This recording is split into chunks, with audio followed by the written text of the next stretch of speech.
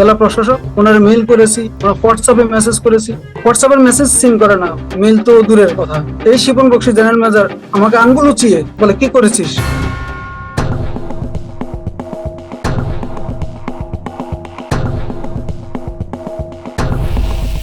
আসসালামু আলাইকুম রহমতুল্লাহি বরকাতুহু। আমার নাম বিল্লাল হোসেন। আমার বাড়ি নোয়াখালী বেগমগঞ্জ উপজেলার 5 নম্বর সয়ন ইউনিয়ন। আমি একজন প্রবাসী।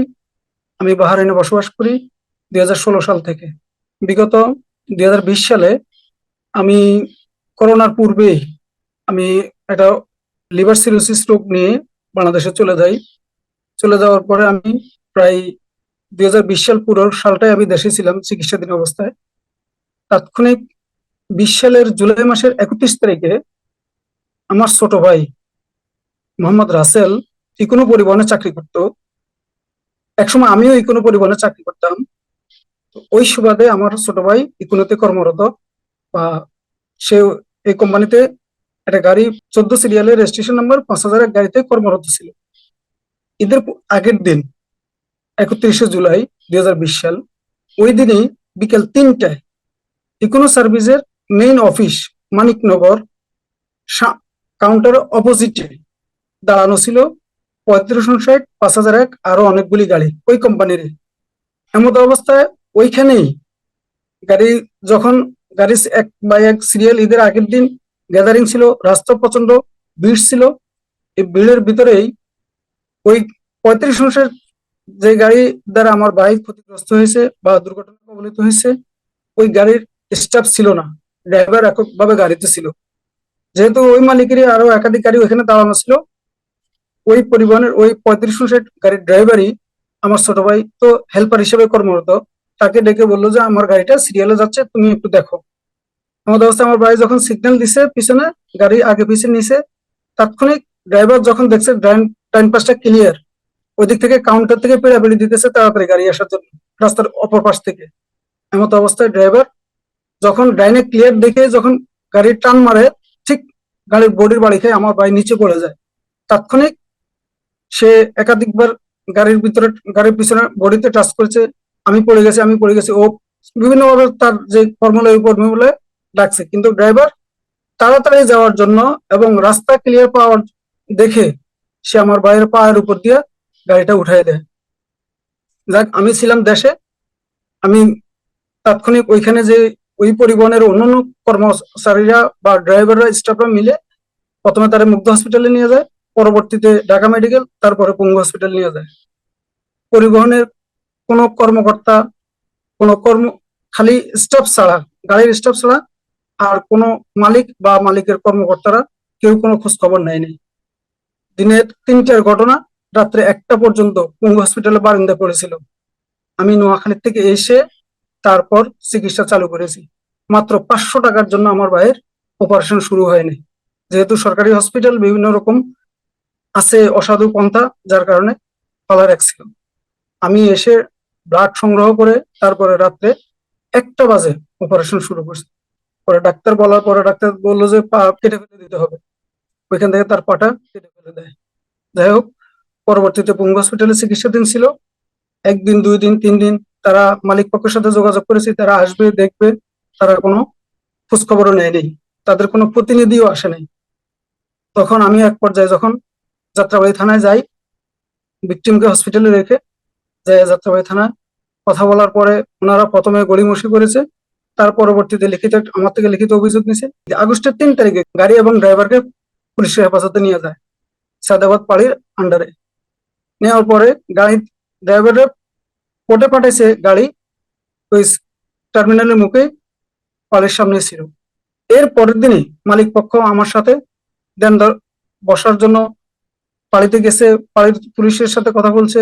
অনেক তাল বাহানার পরে তারা আমাকে আপোস করবে বা ভিকটিমের সম্পূর্ণ চিকিৎসা খরচ ক্ষতিপূরণ দিবে বলে এরকম প্রতিশ্রুতি দেয়। প্রশাসনের একটাই কথা, আপনারা যদি মীমাংসা করতে পারেন তাহলে কোনো সমস্যা নাই। তারা মালিক শ্রমিকের নেতা, অনেকগুলি নেতা নিয়ে আসছে আমার উপর প্রেসার ক্রিয়েট করার জন্য।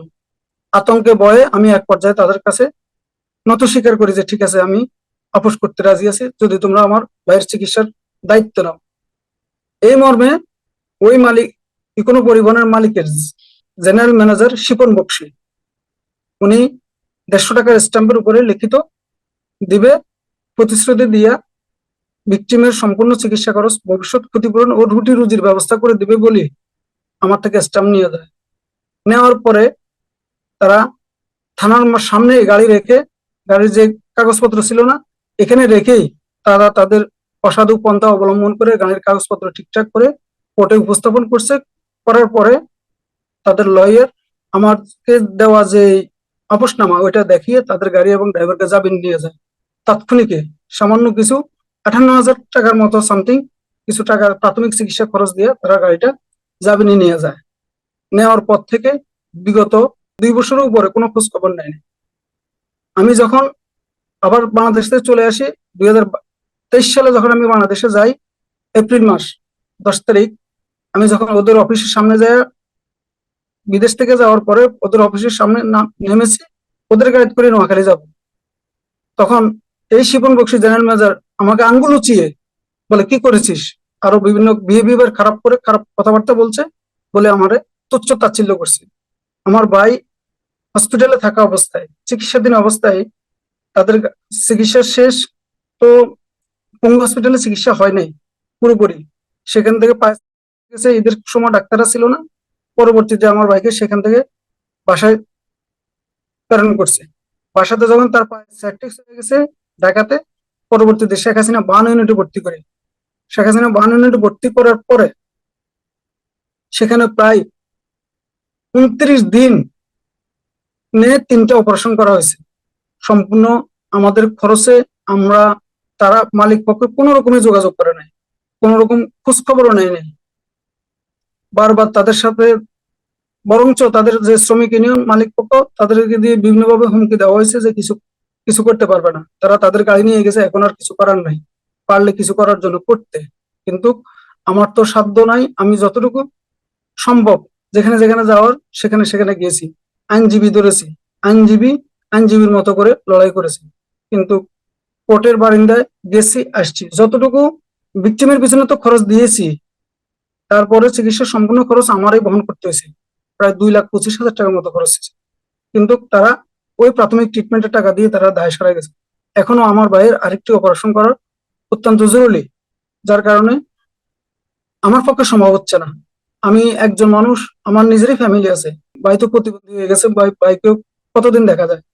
এমত অবস্থায় আমি যখন 2023 সালে আবার দেশে যাই, পরবর্তীতে আমি, তারা আমার যে কাউন্টারের সামনে তুচ্ছ তাচ্ছিল্য করছে, পরবর্তীতে আমি আবার কোর্টে যাই, লয়ারের সাথে কথা বলি, লয়ার ওনার সাধ্যমতো চেষ্টা করে জিম্মা গ্রহণকারীকে কারণ দর্শানোর নোটিশ করানো হয়েছে শাহবাগ থানার মাধ্যমে।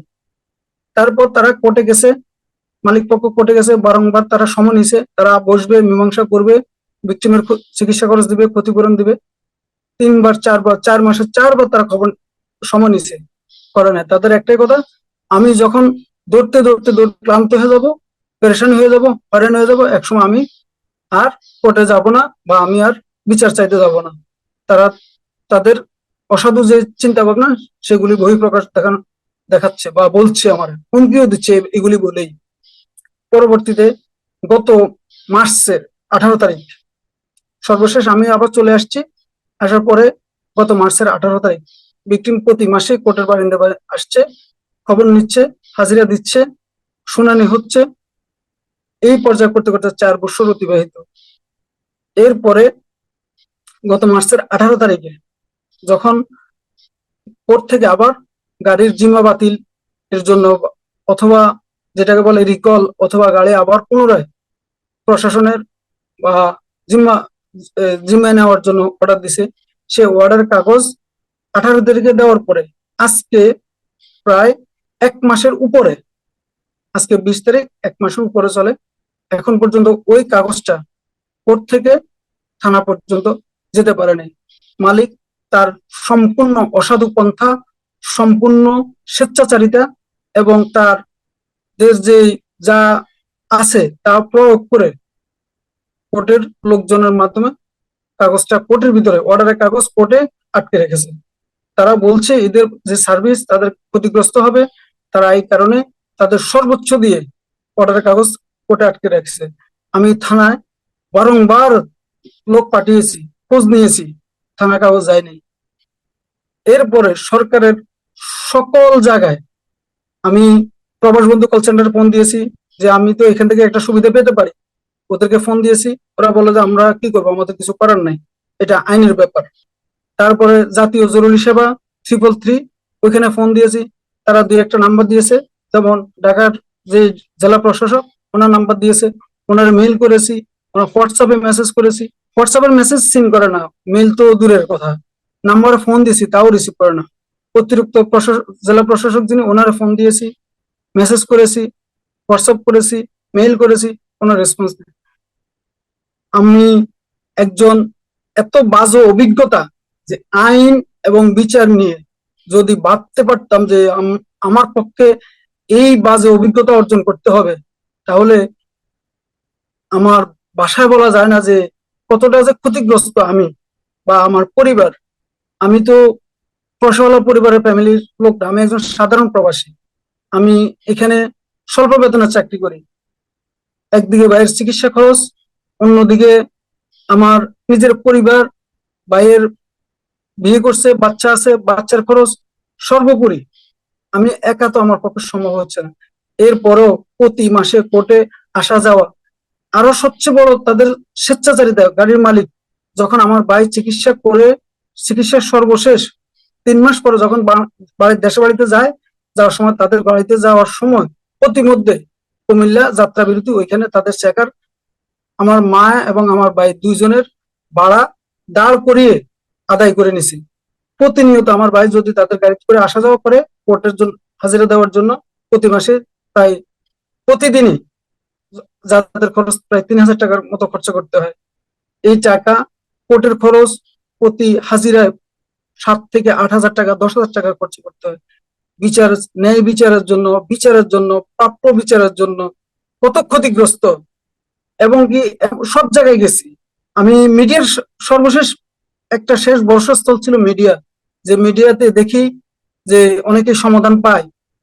শেষ বর্ষস্থল মিডিয়ার সকল অনেক মিডিয়ার মাধ্যমে আমি গেছি, ফোনে কথা বলছি, যোগাযোগ করেছি, আমাদের কিছু করার নাই।